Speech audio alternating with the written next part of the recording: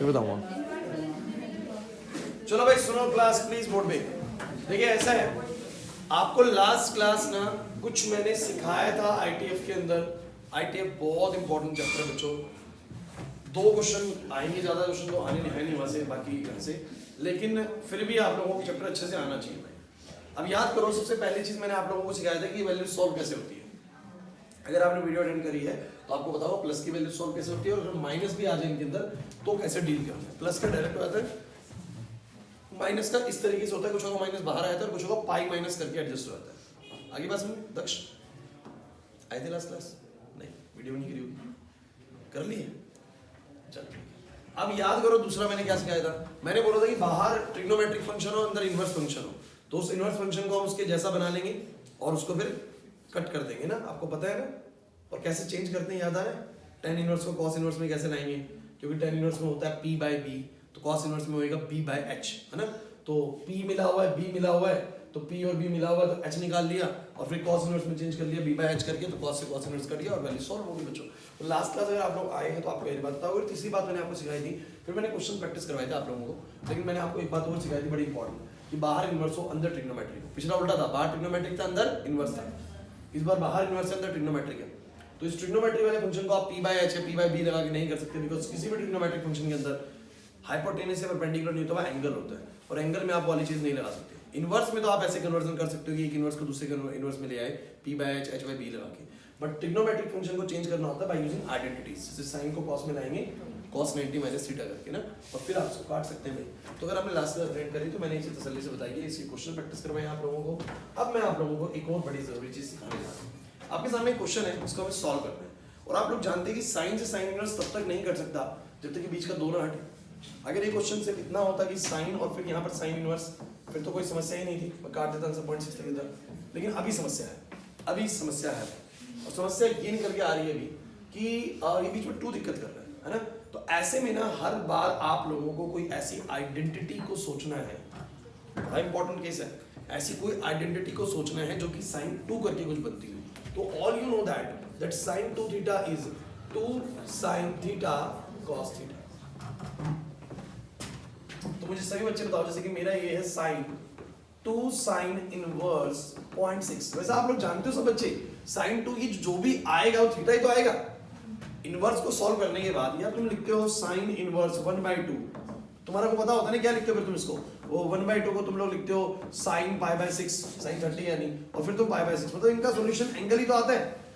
तो ये पूरा कोई एंगल ही है, समझ में आ रही बात? तो मैं ये बोलूंगा बच्चों, ध्यान सुनना मेरी बात को, sin 2 थीटा के अकॉर्डिंग मैं इसको सोचूं तो बोलो क्या बनेगा, 2 sin थीटा, बोलो कौन, sin इनवर्स 0.6, और बोलो क्या आएगा cos थीटा, बोलो कौन, समझ नहीं आया क्या कर दिए? अरे कुछ भी नहीं करा, sin 2 थीटा सोचते हुए, इसको पूरा थीटा मानते हुए मैंने बोल दिया 2 sin थीटा cos थीटा, कोई आइडेंटिटी वो है। अब जरा मुझे बताओ इसमें क्या एडजस्टमेंट होएगा, sin sin इनवर्स कट जाएगा, बोलो कितना आ जाएगा 0.6। इधर cos से sin इनवर्स नहीं कर सकता, लेकिन आपको पता है कि अगर मैं अंदर वाले को cos इनवर्स बना लूं, क्या बना लूं, और कैसे बनाऊंगा, क्योंकि वो है sin इनवर्स 6/10, पॉइंट डाउन हो, 6/10 का मतलब है 3/5, इजी कर लेते हैं। 6/10 का मतलब बोलो क्या है, 3/5। तो अब cos और sin इनवर्स, अगर मैं इसको cos इनवर्स बना लूं बात बन जाएगी। तो मैंने इसको कैसे बनाया, तो मैंने कहा sin के अंदर जो होता है वो होता है परपेंडिकुलर और होता है हाइपोटेनस, तो मेरा जो बेस आएगा वो आ जाएगा 25 माइनस में 9 यानी √16 यानी 4। तो मुझे बताओ जरा, अगर मैं उसको चेंज करूंगा cos में, अगर मैं इसको चेंज करूंगा cos में, तो cos इनवर्स और बोलो क्या आएगा b बाय में h यानी 4/5। बच्चों cos से cos इनवर्स कट जाएगा, 2 × 0.6 × 4/5। अब मेरे को लगता है यार सॉल्व हो चुका, क्लियर है? नहीं आया ना समझ में? और देखिए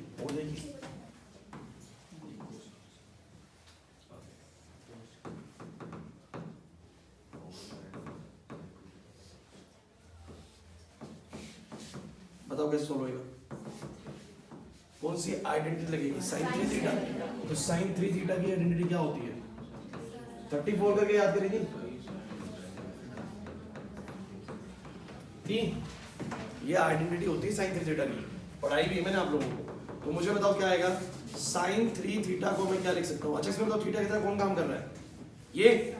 तो मुझे बताओ क्या बनेगा sin 3 थीटा का, बाद में लिखना sin 3 थीटा का, 3 sin थीटा कौन आएगा, और बोलो क्या आएगा, माइनस का 4 साइन क्यूब, और कोई प्रॉब्लम है, समझ ही नहीं आया, अरे थीटा को थीटा कर दिया बस, 3 sine theta minus 4 sine cube theta. Yash नहीं आ रही बात में, पता कितना आएगा, साइन इनवर्स साइन जाएगा 3 इंटू में 3/5 माइनस में 4 इंटू में ये साइन साइन इनवर्स जाएगा, क्यूब पूरे पे होता है, क्यूब पूरे पे होता है, इसका मतलब 3/5 का क्यूब हो जाएगा। बताओ कितना आएगा, 9 बाय में 5 आएगा, माइनस में 3 का क्यूब आएगा 27, 27 तो कितना आएगा,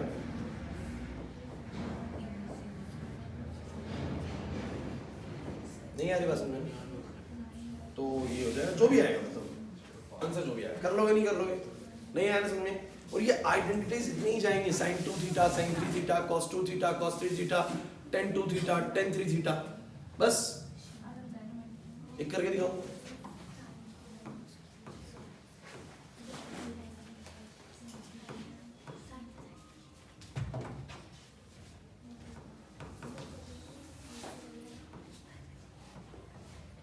करना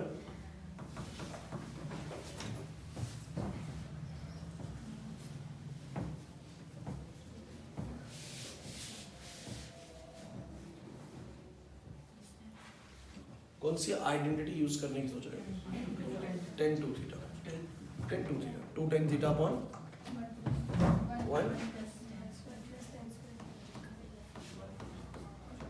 1 माइनस होता प्लस होता है, माइनस होता है ना,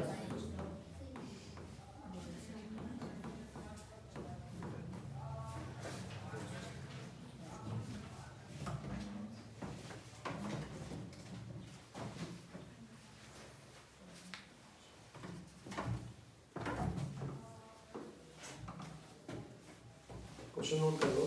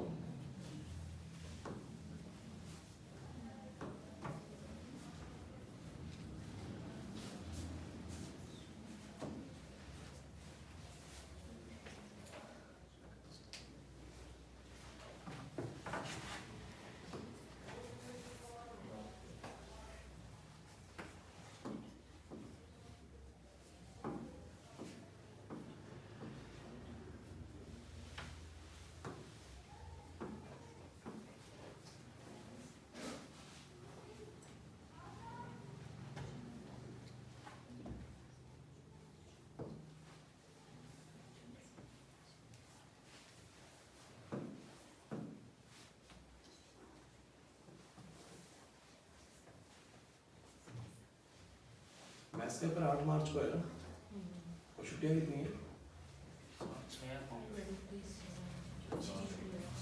कौन सा पेपर उससे पहले, केमिस्ट्री 27, तो छुट्टियां 6 मार्च को ज़्यादा दी गई। अच्छा 28 तारीख का महीना हो गया ना,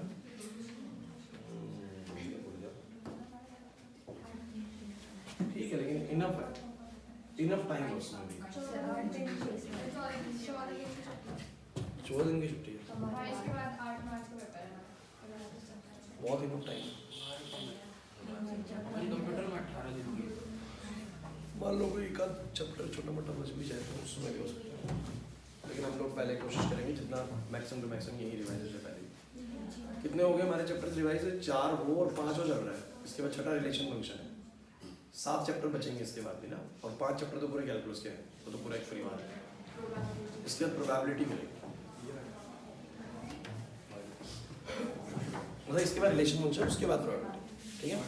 तो क्लास जल्दी बताओ उसका आंसर, क्लियर है, आ गया नाजिया। देखो मैं आपको जो भी सिखाने लग रहा हूँ ना, ये सब चीजें एनसीईआरटी में डायरेक्ट नहीं है, कुछ चैप्टर्स ऐसे हैं जो आपको एनसीईआरटी से हटके क्वेश्चन देने वाले हैं, एलपीपी नहीं देगा, वैसे ही आएगा जैसे पढ़ा है। 3D से भी एक आध क्वेश्चन जो अलग आता है वो करवा दिया गया ऑलरेडी आप लोगों को, मैट्रिसेस डिटरमिनेंट से अलग क्या आता है वो आपको करवा दिया गया, सॉल्विंग लीनियर इक्वेशंस। हर चैप्टर से कुछ चीजें हैं जो थोड़ी बहुत दाएं बाएं पूछी जाती है, इस चैप्टर से भी बहुत सारी है, वो मैं सारी आपको करवाने लग रहा हूँ। अब तक मैंने आप लोगों को 3 चीजें कराई, अगर आपने लास्ट में अटेंड करी तो, एक सॉल्व करना, वैल्यूज कैसे सॉल्व होती है इनवर्स की, दूसरी चीज मैंने आप लोगों को सिखाई कि एक इनवर्स फंक्शन दूसरे इनवर्स में चला जाएगा तो कट जाएगा, और तीसरी चीज मैंने बताई कि अगर अंदर ट्रिग्नोमेट्रिक फंक्शन हो तो उसको कैसे चेंज करना है, फिर वो p/h वाला नहीं लगेगा, याद आ रहा है। अब चौथी चीज आप लोगों को बताया sin 2 theta tan 2 theta cos 2 theta ऐसे करके कुछ आ जाए तो क्या करना है, this is tan 2 theta type guys. तो tan 2 थीटा को बोलो क्या लिखोगे सही बच्चे, सबने क्या कितना आंसर आ रहा है इसका, माइनस आ जाओ। तो मैंने कहा 2 को अगर मुझे खत्म करना है बीच से तो मैं बोलूंगा इसको लिखा जाएगा 2 tan थीटा, थीटा है मेरा sin इनवर्स 4/5 डिवाइड बाय में 1 माइनस में tan स्क्वायर थीटा। कोई दिक्कत है, बोलो कितना आएगा, बातें नहीं। ऊपर मेरे को चेंज करना पड़ेगा बच्चों, क्या मैं डायरेक्ट कर दूं चेंज, बहुत क्लियरली समझ आ जाएगा पेपर में जो क्वेश्चन आएगा। मेरा P है 4 H है 5, क्लियर है सुमित, P 4 H 5 तो B 3 बेस 3 हो गया। तो 10 में क्या आएगा बोलो जरा, P बाय में B अपॉन में 1 माइनस में tan square this will be tan inverse, तो P बाय में तो वही आएगा, C में तो आएगा। बोलो कितना हो जाएगा ऊपर हो जाएगा 2 गुना में 4/3, नीचे हो जाएगा 1 माइनस में 4/3 का स्क्वायर। अब सॉल्व कर लीजिए, मुझे लगता है आंसर आ जाएगा। तो ये एक वो टाइप है जो थोड़ी सी अच्छी है, इंपॉर्टेंट है, काफी एग्जाम में पूछी जा सकती है आप लोगों से। एक नेक्स्ट चीज और बताता हूँ, उसके बाद ये वाले टाइप सारे खत्म हो जाएंगे, बस फिर एक तरह के क्वेश्चन बचेंगे जिनमें हमें कुछ भी एक क्वेश्चन दे देगा उसको बस सॉल्व करना होगा बस। तो मेन जो फंसने वाले क्वेश्चन है वो मैं आपको सारे बता रहा हूँ। दूसरी चीज जो बहुत जरूरी है बच्चों, ये डोमेन रेंज का टेबल से ना आजकल बड़े क्वेश्चन निकाल रहा है वो हर साल। क्या करता है वो सुन लीजिए, इनवर्स ट्रिग्नोमेट्रिक फंक्शंस है, आपको बोल रहा है इनका डोमेन और रेंज। जैसे कि आप लोग मुझे बताओ, जैसे मैं तुम लोगों से बोलता नहीं था जैसे कि y बराबर में sin x है, तो sin x की वैल्यूज आप लोग जानते हो कि x की वैल्यू तो मैं कुछ भी बदल सकता हूँ। x की क्या क्या वैल्यू रख सकता हूँ, 0 डिग्री, π/2 डिग्री, मतलब π/2 radian, sorry pi radian, 2 pi radian, कुछ भी रख सकता हूँ। इसका डोमेन है। और जो रिजल्ट आएगा बोलो वो क्या है, रेंज। रिजल्ट जो आएगा वो क्या है बोलो, रेंज। तो आपको पता है sin की वैल्यू मिनिमम -1 हो सकती है और बड़ी से बड़ी बोलो क्या हो सकती है 1। sin थीटा की वैल्यू इससे कम नहीं हो सकती और उससे ज्यादा नहीं हो सकती, उसकी रेंज ही -1 से 1 है y की। तो वो जो ट्रिग्नोमेट्रिक फंक्शंस का था, ट्रिग्नोमेट्रिक फंक्शंस का डोमेन आप लोग बोलते थे कि भैया इसके अंदर मैं कुछ भी रख सकता हूं, मतलब ऑल रियल वैल्यूज, और इसके अंदर रेंज बोलो क्या मिलेगी मुझे, -1 से 1, इससे बाहर नहीं जा सकते वो वैल्यूज।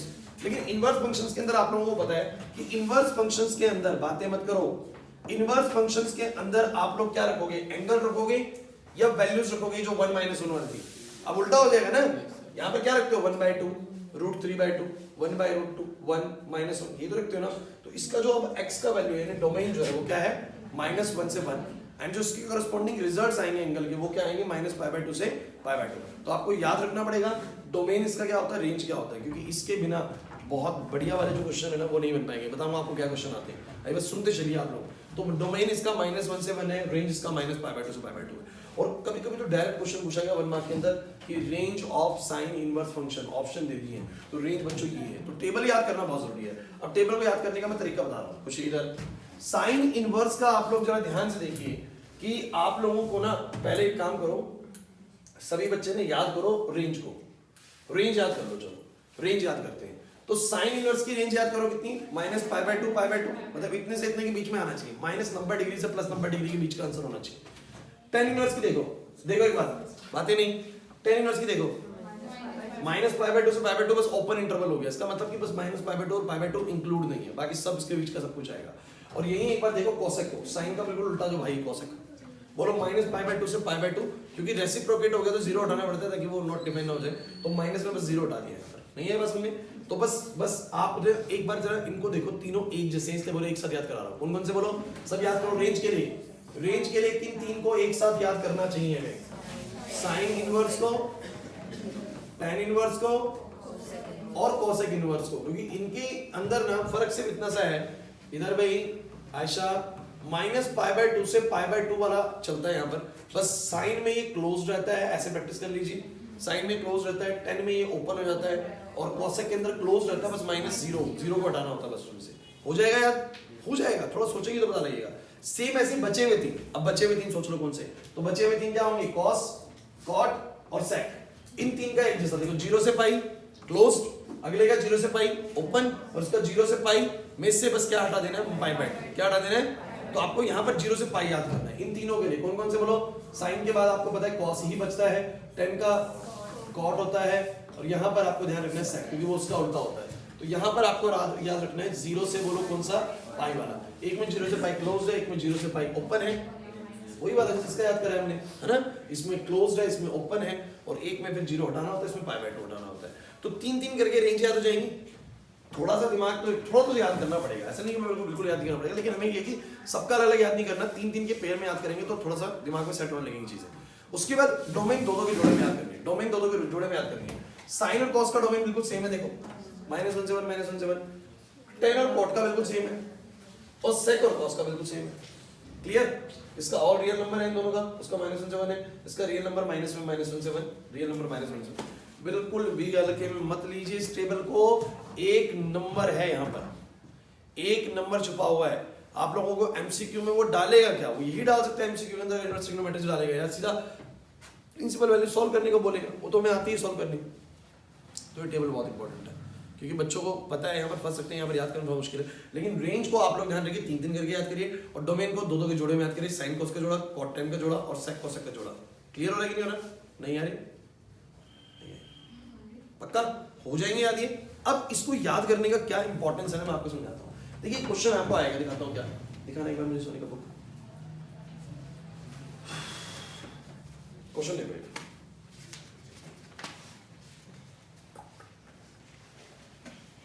कॉस इनवर्स, पहले पेज पे देता हूँ। क्वेश्चन है कि सॉल्व करना है, find the value of, next class में ही खत्म भी हो जाएगा और नया चैप्टर शुरू भी हो जाएगा। cos 13 pi by 6। अब देखो भाई, अब एक समस्या है, ढंग से सुन लीजिएगा। cos inverse cos 13 pi by 6, आप अगर इसमें cos इनवर्स को cos से डायरेक्ट हटा देते हैं, cos इनवर्स से cos को डायरेक्ट, तो तुम्हारा आंसर कितना आएगा 13 पाई बाय 6, जो कि आपका गलत हो जाएगा।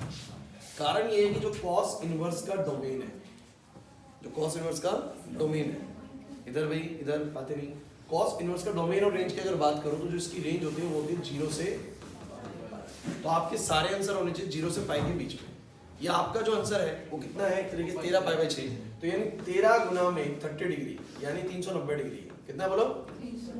ये सही नहीं है, खुशी इधर 13 पाई बाय 6 एक्चुअली में 13 गुना में 30 है, यानी बोलो कितना है 390 degree, which is not correct. क्यों भाई? क्योंकि इसका जो रेंज होता है वो क्या होता है 0 से पाई। एक बात मैं क्लियर कर दूं, अगर तुम सॉल्व कर रहे हो cos का इनवर्स फंक्शन तो आंसर हमेशा 0 से पाई के बीच का होना चाहिए। अगर इससे बाहर है तो आपका आंसर गलत है, उसको आप करेक्ट करेंगे। अब इसको करने के कई तरीके हैं।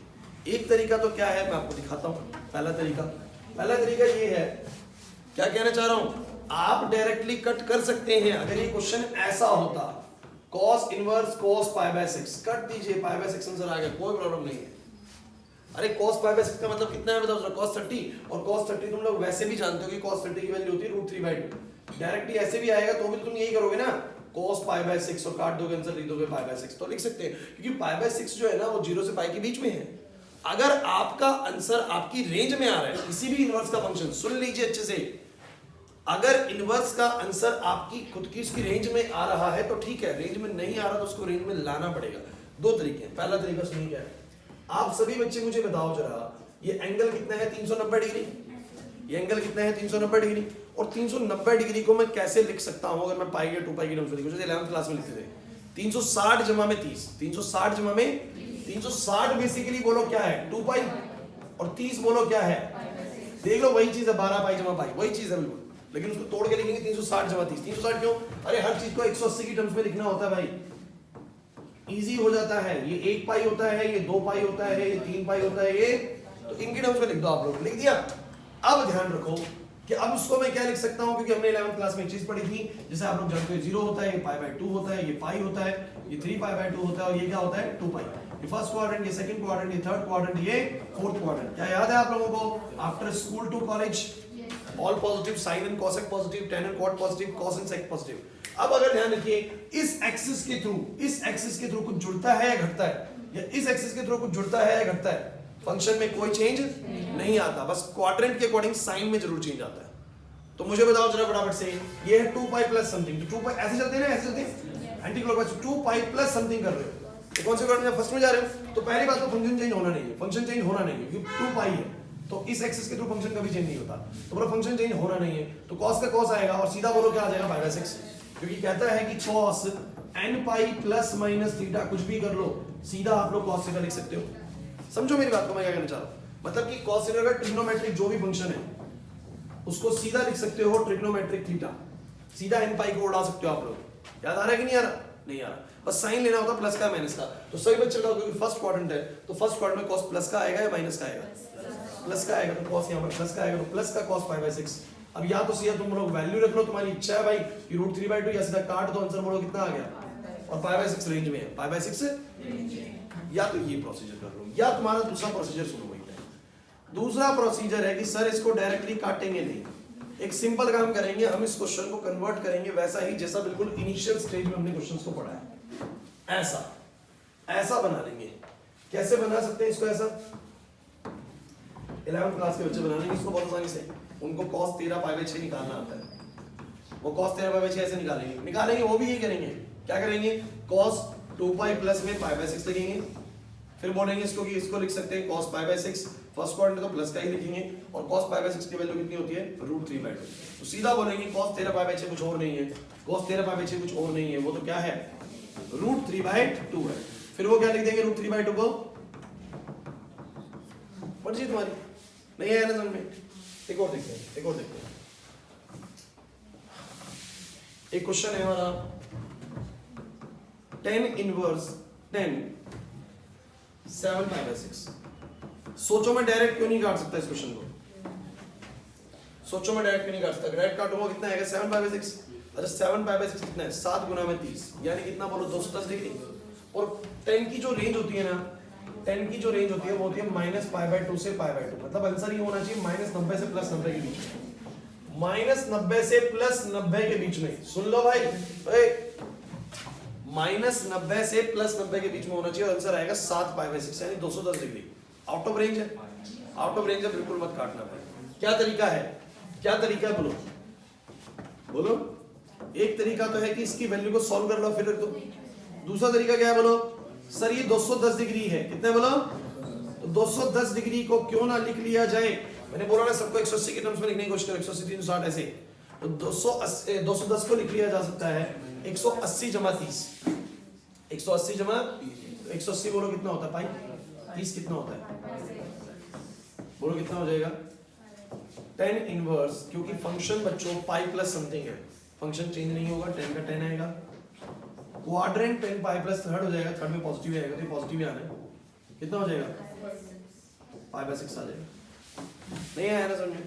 और अगर आप इसको निकालते भी, सोचो 10 7 π/6 सॉल्व करना पड़ जाए, तो 11th क्लास की चीज है भाई। कैसे करोगे? कैसे करोगे? पाई प्लस तो लिखना पड़ेगा 10 π/6 थर्ड क्वाड्रेंट है तो प्लस का आएगा, 10 π/6 10 30 जो होगा 1/√3 होगा। तो फिर तुम लिखते इसकी वैल्यू 1/√3 है, 10 इनवर्स 1/√3, और 1/√3 तुम्हें पता है 10 π/6 में होगा, आंसर आ जाएगा। नहीं आया समझ? थोड़ा मुश्किल लेते हैं, एक हल्का सा मुश्किल लेते हैं। ये आया अच्छा क्वेश्चन।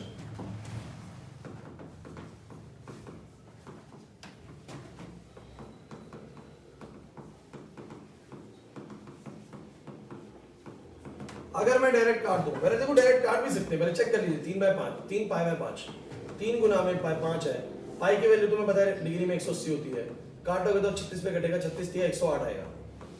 ये तो 108 डिग्री है, ये तो 108 डिग्री है। अब 108 डिग्री को 180 की टर्म्स में अगर मैं लिखूं तो मैं लिखूंगा ये है 180 माइनस में 72 डिग्री। इसको तो मैं पाई लिख सकता हूं, इसको तो मैं पाई लिख सकता हूं। अब 72 डिग्री को कितना लिखूं? तो किसी भी डिग्री को रेडियन में तुम कैसे लाए? जैसे 60 डिग्री को तुम लोगों ने π/3 कैसे लिखा?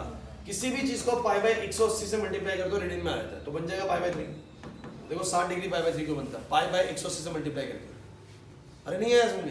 π/180 से मल्टीप्लाई कर दो, वो रेडियन में कन्वर्ट हो जाएगा। जैसे 45 डिग्री है, उसको रेडियन में करना है, तो π/180 से करोगे तो π/4 आ जाएगा।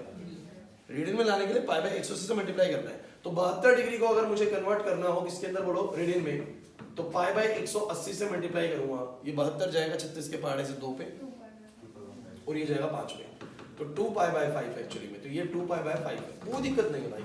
तो मैंने बोला कि मैं इस क्वेश्चन को करूंगा तो बोलूंगा साइन इनवर्स sin 3π/5 बराबर में साइन इनवर्स इसको क्या लिख सकता हूं बोलो, क्योंकि मैंने हर एक चीज को 180 के मल्टीपल में लिखना है, पाई प्लस समथिंग है, 2 पाई प्लस समथिंग है, 2 पाई 3 पाई माइनस समथिंग है प्लस समथिंग पाई के टर्म्स में। तो ये क्या लिखा जाएगा बोलो, पाई माइनस में 2 पाई बाय पाई। अच्छा ये सिर्फ कब करना है, जब हमारा आंसर आउट ऑफ रेंज हो, और ये आंसर आउट ऑफ रेंज था कि नहीं 108 डिग्री था, क्योंकि साइन का जो चलता है ना रेंज वो -π/2 से +π/2, -90 से +90, उस रेंज में ही आंसर होना चाहिए। बट ये 108 जो बाहर जा रहा है, अगर बाहर जा रहा है तो ही ये हरकत करनी है, अदरवाइज नहीं करनी। क्लियर है?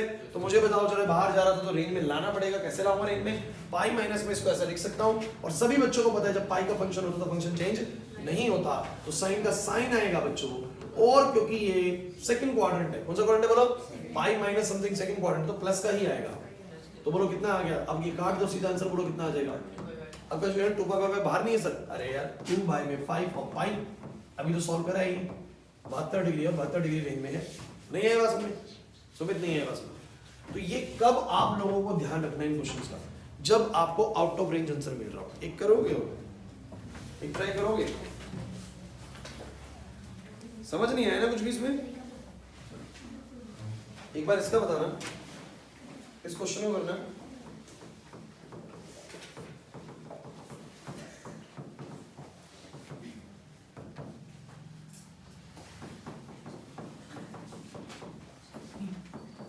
बहुत ही अच्छा क्वेश्चन है, मेरे को पता है आप लोग गलती कर सकते हैं इस क्वेश्चन में, करना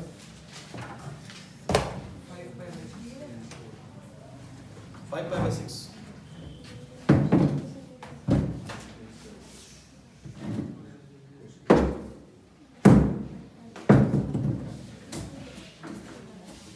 हाँ भाई, एक बच्चा कह रहा है 5 पाई बाय 6।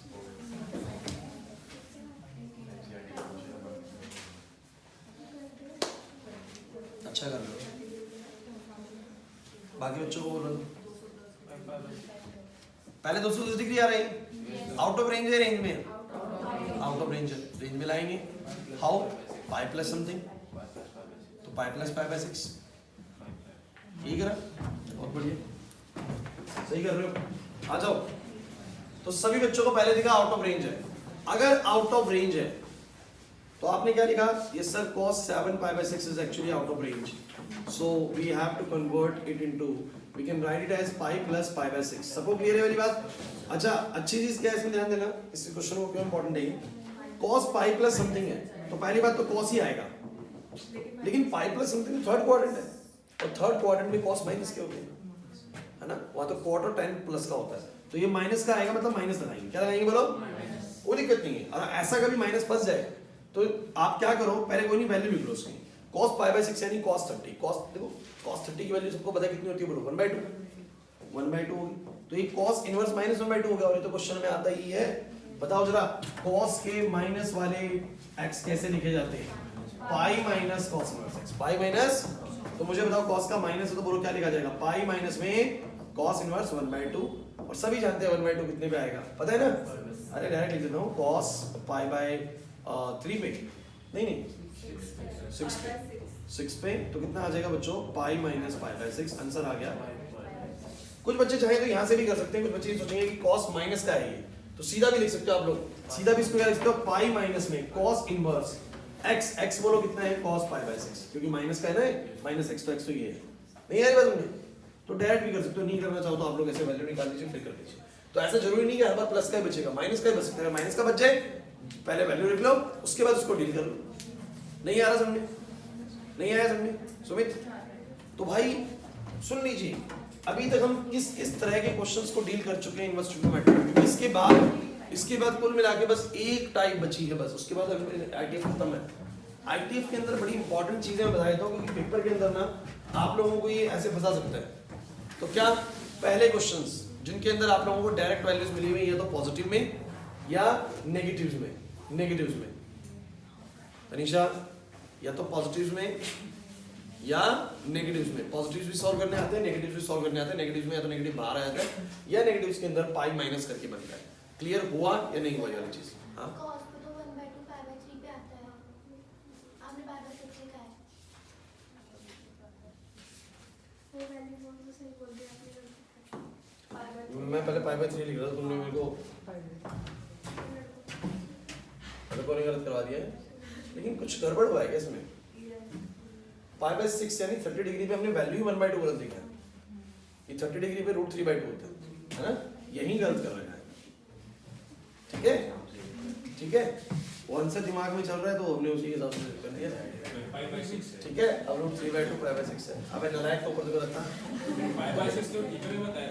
ठीक है, ठीक है, वो हमने ऊपर गलत कर दिया, कोई दिक्कत तो नहीं है, अब तो हो जाएगा। ठीक है,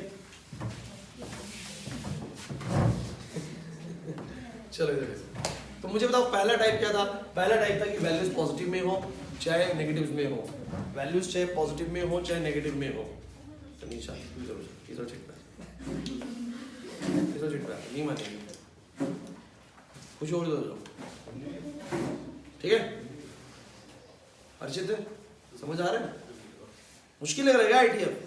देखो आईटीएफ एनसीईआरटी के मुकाबले तो थोड़ा अलग है, जो मैं एनसीईआरटी में चीजें हैं वो बिल्कुल डायरेक्ट है, इधर थोड़ी सी कुछ चीजें आपको अलग कराई, इससे पीडीएफ इंपॉर्टेंट रहेगा आपके एग्जाम की तैयारी के लिए। तो इस पीडीएफ से जरूर क्वेश्चंस बनाने आपको पेपर के टाइम पे, आपको जरूर ये पीडीएफ देख के जानी है जो मैं भी यहाँ पर दे रहा हूँ। हर चैप्टर के अंदर आपको जो एक्स्ट्रा क्वेश्चन है करवा दिए हैं। तो अब जैसे आईटीएफ के अंदर शुरुआत में ये तो चलो एनसीईआरटी में है, पॉजिटिव वैल्यूज भी और नेगेटिव वैल्यूज भी। पॉजिटिव डायरेक्ट होते हैं, नेगेटिव वाले या तो माइनस बाहर आए थे या पाई माइनस करके एडजस्ट होते हैं, सिखाया गया था। उसके बाद बहुत बहुत जरूरी टाइप है ये वाली, जिसका एनसीईआरटी में एक आध क्वेश्चन है, बस ज्यादा नहीं है। तो इसमें करना क्या होता है कि बाहर कोई ट्रिग्नोमेट्रिक फंक्शन है, अंदर कोई इनवर्स फंक्शन है। ये सॉल्व तब तक नहीं हो सकता जब तक हमारे ये दोनों इनवर्स फंक्शन सेम ना हो जाए, कट ना जाए ना। तो अगर मैं अंदर tan इनवर्स को cos इनवर्स कर लूं तो बात बन जाएगी, ये sin है वो cot इनवर्स है, इसको भी sin इनवर्स कर लूं तो बात बन जाएगी। क्लियर है कि नहीं? सो हमने इनको काटा और इस तरीके से सॉल्व कर लिया। कैसे चेंज करना है वो आपको सिखा चुका हूं। तो इनवर्स टू इनवर्स चेंज हो जाता है, tan इनवर्स को cos इनवर्स बनाया जा सकता है, आप लोग जानते हैं। cot इनवर्स को इधर क्या बना लोगे? sin inverse. इधर tan इनवर्स को क्या बना लोगे? cos inverse. जैसा बाहर है वैसा अंदर वाले को इनवर्स में तैयार कर लोगे, p/h p/b वाला कांसेप्ट लगा के, और आंसर आ जाएगा। लेकिन अगर बाहर हो इनवर्स और अंदर हो ट्रिग्नोमेट्री, उल्टा हो, तो फिर ये वाला काम मत करना। इसलिए बार बार बोल रहा हूं कि ट्रिग्नोमेट्री अंदर है बाहर इनवर्स है, तो फिर p/h p/b मतलब आना, बिकॉज़ ये एंगल होता है, और एंगल को एंगल की टर्म्स में ही चेंज करेंगे बाय यूजिंग सम आइडेंटिटी। बात समझ आ रही है प्रिंस? नहीं आ रही बात समझ में? तो साइन को cos में चेंज कर लिया ताकि वो कट जाए, लेकिन यूज करा हमने आइडेंटिटी का। इस बार p/h p/b नहीं लगाया, तो कभी भी कंफ्यूज मत होना आंसर देखते वक्त कि सर ने इस बार ऐसा क्यों नहीं करा, क्योंकि ट्रिग्नोमेट्रिक फंक्शन के अंदर एंगल होता है और इनवर्स फंक्शन के अंदर जो होती है वो रेशियोज होती हैं, p/h p/b वगैरह, तो उनको चेंज कर सकते हैं। क्लियर? तो पहली चीज सॉल्व करना, दूसरी चीज ये वाला इनवर्स को चेंज करना, तीसरी चीज ट्रिग्नोमेट्रिक फंक्शन को चेंज करना, चौथी चीज मैंने आपको जो आज सिखाई है वो ये वाली चीज सिखाई है, जिसमें sin 2 थीटा cos, मतलब इनके बीच में कुछ नंबर फंसा होगा, 3 2, समझ रहे हैं बात को? ऐसी कोई चीज होगी, तो इसको कैसे डील करना है ये वाली बात भी समझ में आ गई अनामिका? पक्का? 3 2 तो ऐसे आइडेंटिटी याद करेंगे, tan 2 theta tan 3 theta sin 2 theta sin 3 theta, कोई सी आइडेंटिटी इसमें फिट हो रही होगी, जिसके बाद वो बीच का 2 हट जाएगा और सॉल्व हो जाएगा ना। तो ये चौथी टाइप थी, और ये पांचवी टाइप लास्ट में आप लोगों को बताइए, जिसमें हमारे जो आंसर्स होते हैं वो आउट ऑफ रेंज आ रहे होते हैं। तो जब आउट ऑफ रेंज आ रहे होते हैं तो उनको रेंज में लाना पड़ता है by converting it into the pi plus something, 2 pi plus something, and then वो रेंज में आ जाएंगे। क्लियर हुआ या नहीं हुआ? पक्की बात है? अब क्या है? अब है आपकी एनसीईआरटी के क्वेश्चंस। तो मैं देखो आपको बोलूंगा कि एनसीईआरटी के जो क्वेश्चंस है ना, आप लोग ट्राई करेंगे खुद से। मैंने आपको क्लास में करवा रखा है, वीडियो में आपको ग्रुप में भेज दूंगा, अभी मैं करा रहा हूँ, दिक्कत मत दीजिए। लेकिन आप लोगों को घर पे इसका प्रैक्टिस करना है। जैसे कि एनसीईआरटी की जो मिसीनेस है यार, 2 ही मेरे को लग रहा है एक्सरसाइज है बस। पहली एक्सरसाइज है आप लोगों की सीधा वो 3 है सर, 2 एक्सरसाइज है और 1 मिसीनेस है ना। तो पहली वाली तो सिंपल है भाई, वैल्यू सॉल्व करनी है, आप लोग देख लीजिए अपनी एनसीईआरटी के अंदर। दूसरी वाली के अंदर ना आपको कुछ ना कुछ हो सकता है सब्स्टिट्यूट करना पड़े एक्स को, या हो सकता है डायरेक्टली सॉल्व करना पड़े। जैसे कि मैं एक आध क्वेश्चन दिखा देता हूँ आप लोगों को, ये ट्राई करेंगे, आसान है यार, ये हो जाएगा। लेकिन एक बात सभी बच्चे याद रखें, 11th क्लास की सारी आइडेंटिटीज याद कर लीजिए, मैंने लिखवाया है वीडियो में, उसको याद कर लीजिए। चलो सुनो, आपको ये प्रूव करना है। जैसे मैं एक क्वेश्चन का आइडिया देता हूँ उनका साथ, आपको ये प्रूव करना है। जब भी कोई क्वेश्चन ऐसे आए कि प्रूव करना है, तो आप लोग पहली बात देखिएगा, इनवर्स ट्रिग्नोमेट्रिक फंक्शन में अगर x इन्वॉल्व है इस तरीके से, तो कोई ना कोई आइडेंटिटी फिट हो रही होगी यहाँ पर, कुछ ना कुछ x ऐसा सब्स्टिट्यूट हो रहा होगा जिससे कि एक आइडेंटिटी बन जाए। और ये तुम्हें सिर्फ तभी पकड़ में आ सकता है जब तुमने 11th क्लास की आइडेंटिटीज को बिल्कुल उठ के भी देखा। अब मैंने लिखवाई थी सारी की सारी, वीडियो में देखिएगा, उसमें मैंने सारी लिखवाई, tan 3 theta tan 2 theta sin 2 theta, 11th class की सारी लिखवाई थी, जो जो काम आने वाली है। अब इसको देख के ना बिल्कुल जिस बच्चे को आता है ना, वो एकदम क्लिक करेगा उसका दिमाग कि हाँ sin 3 थीटा में ऐसा होता है 34, sin 3 थीटा में ऐसा होता है 34। समझो, जिसने पढ़ा हुआ है उसको तो याद आ जाएगा कि ये तो सर 3 sin 3 थीटा जैसा कुछ दिख रहा है, बस x sin थीटा होना चाहिए। x क्या होना चाहिए? तो मैंने क्या करा, मैंने इसका RHS उठाया, और मैंने बोला कि पुट कर दो x को sin थीटा, पुट कर दो। तो मुझे बताओ जरा क्या बन जाएगा? जैसे ही मैं x को sin थीटा पुट करूंगा, ये बन जाएगा हमारा कुछ ऐसा, जिससे ये बन जाएगा sin इनवर्स, और ये अंदर वाला बन जाएगा sin 3 थीटा, जिससे कट के बोलो कितना आ जाएगा 3 थीटा, जिससे बोलो क्या बन जाएगा 3, और थीटा को ऊपर से क्या निकाल सकता हूं, बिकॉज़ x sin x है, x sin थीटा है, तो ये sin उधर जाके इनवर्स बनेगा, तो थीटा sin इनवर्स x आएगा, जो कि प्रूव हो जाएगा। बिल्कुल सिंपल है, एक बार तसल्ली से वीडियो से कवर कर लीजिए। जो एनसीईआरटी वाली आसान चीज है ना, वो आप लोग कर लीजिए। मैं बता रहा हूं आप लोगों को, जो मुश्किल चीज थी, जहां पर आप लोग मुझे पता है कि गलतियां करते, कंफ्यूज होते, वो मैंने आपको करवाई क्लास के अंदर भी। समझ में आ रही बात? फिर भी मैं नेक्स्ट क्लास में आधा घंटा इसको फिर भी चलाऊंगा, कुछ चीज़ और बता दूंगा आप लोगों को जो मुझे लगेंगी इंपॉर्टेंट है। बाकी मेरे तरफ से हो चुकी है चीजें ये वाली। और सुन लो, कोई भी करना है, मान लो थोड़ा बढ़िया सा लिखे, कोई बढ़िया सा कोई है ही, सारे ऐसे ही। जैसे इसको सिंप्लीफाई करना है,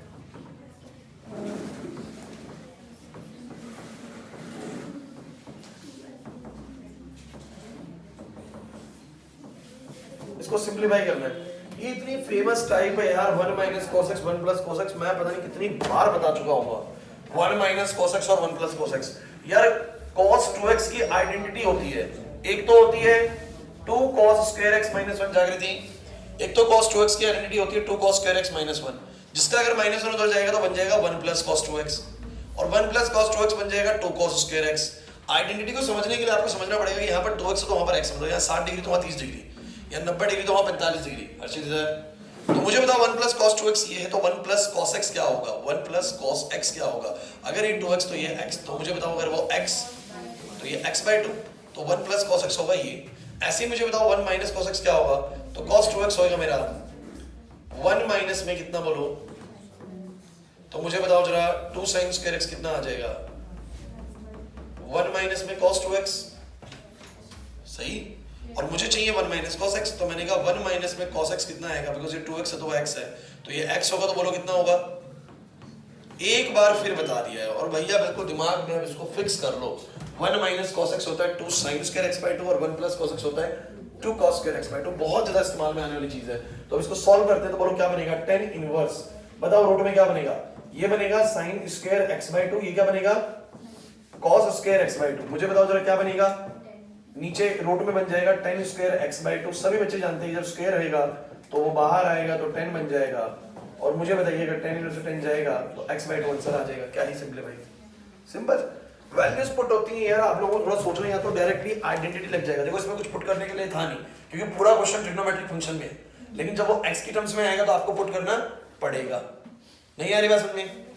नहीं आ रही बात समझ। और सुन लीजिए एक और अच्छा देख लीजिए, दिया हुआ है tan inverse 3a square x minus का x क्यूब अपॉन में a क्यूब माइनस में 3a x स्क्वायर। कंफ्यूज करने के लिए कंडीशन को बनाया गया है। tan 3 थीटा सबको ही जानता है, 3 tan थीटा माइनस कुछ ऐसे था, मैंने गलत लिख दिया। 3 tan theta minus tan cube theta 1 minus में 3 tan स्क्वायर थीटा, देखिए ये था। अब तुम ध्यान सुनो भाई, अरे क्लास इसको ध्यान से देखो, 3 tan theta minus tan cube theta upon 1 minus 3 tan square theta. इसको देखने पे ना कुछ फील तो वैसा आ रहा है, लेकिन कुछ पंगा भी पड़ रहा है एक ही वजह से। किसकी वजह से बोलो? एक ही वजह से। ऐसे क्वेश्चन में देखिए आप लोगों को ध्यान रखना पड़ेगा कि अगर मैं x को मान लो tan थीटा नहीं, सिर्फ a tan थीटा, क्या मान लो? तो अगर मैं x को पुट कर दूं x को a tan थीटा, देखना क्या बनेगा? अरे क्या बनेगा? tan इनवर्स 3 x को मैंने पुट करा है a tan थीटा, तो बोलो a tan थीटा से a क्यूब हो जाएगा tan थीटा। देखना क्या फायदा होगा? इसको तुमने a tan थीटा पुट करा तो आ जाएगा a cube tan theta, tan cube theta. देखो a क्यूब कॉमन आ जाएगा बाहर। इधर बताओ क्या बनेगा? a क्यूब, और इधर क्या बनेगा? क्योंकि तुमने इसको पुट करा है a tan थीटा, तो हो जाएगा a square tan square theta, a square a से मल्टीप्लाई होके a क्यूब हो जाएगा, और बन जाएगा tan स्क्वायर थीटा। ऊपर से पूरा a क्यूब, नीचे से पूरा a क्यूब लेके कॉमन करके कट गया। बोलो क्या बचा? tan inverse 3 tan theta minus में tan क्यूब थीटा अपॉन में बोलो कितना? 1 माइनस में 3 tan स्क्वायर थीटा, जो कि अपने आप में बोलो क्या बन रहा है? tan 3 थीटा, जो कि अपने आप में बोलो क्या बन रहा है? 3 थीटा। और थीटा मैं कैसे निकालूं? इधर से निकालूंगा, कैसे निकालूंगा, तो मैंने कहा पहले तो ये बन गया x बाई ए बराबर टेन थीटा, अब थीटा बराबर आ जाएगा टेन इनवर्स x बाई ए, तो मेरा आ जाएगा 3 टेन इनवर्स। अच्छा आप देखिए मैं कब पुट करता हूँ ट्रिग्नोमेट्रिक फंक्शन में, कब नहीं करता, मैं पुट तब करता हूँ जब ये क्वेश्चन में मेरे x की टर्म्स में वेरिएबल्स दिए हो, इक्वेशंस दी हो x की टर्म्स में, तो मैं पुट करता हूँ। और मैं कब पुट नहीं करता, जब मेरे को क्वेश्चन ऑलरेडी ट्रिग्नोमेट्रिक टर्म्स में दिया हुआ, तो मैं पुट नहीं करता, फिर मैं सोचता हूँ उसमें क्या एडिट लग जाएगी। क्लियर होता है? तो ये तो सारा प्रैक्टिस का खेल है, और आप लोगों को वीडियोस मिली हुई हैं, ग्रुप में मैं डाल दूंगा, चाहे आईटीएफ की डाल दी, चाहे नहीं डालिए, ग्रुप में मैं डाल दूंगा, फिर से कोई दिक्कत नहीं है। ज्यादा वीडियो है ही नहीं, चैप्टर की 3 या 4 वीडियोस हैं, ज्यादा है क्या? 4 वीडियोस है बस, और 4 वीडियोस में शुरू की 1-2 वीडियोस तो वही प्रिंसिपल वैल्यूज वगैरह सॉल्व करने में लगा रहे हैं, तो वो तो आपको आ ही गया है समझ में, वो तो फास्ट करके देख लेना। मेन अब लास्ट की 2 या 3 वीडियो 2 वीडियोस होंगी, तो उसमें वो मैंने करवा रखा है। समझ नहीं आ रहा, कर पाओगे मुझे बताओ। अभी नेक्स्ट में मैं इसको थोड़ा और जारी रखूंगा, और रिलेशन फंक्शन सुन लीजिए, छुट्टी मत करना, क्योंकि नेक्स्ट क्लास में मैं इक्विवेलेंस रिलेशन स्टार्ट करा दूंगा, रिफ्लेक्सिव सिमेट्रिक ट्रांजिटिव इसको मैं शुरू करा दूंगा। अभी बिल्कुल छुट्टी मत करिए किसी भी क्लास के अंदर। क्लियर हो रहे हैं? आईटीएफ में ये पीडीएफ भेजूंगा, अभी रिवाइज कर लेना इसको, आज की डेट में ही रिवाइज कर लेना, होल्ड मत करना, क्योंकि आप लोगों के एग्जाम के लिए बड़ा इंपॉर्टेंट है ये वाला चैप्टर जो है। हो जाएगा? छोड़ दूं?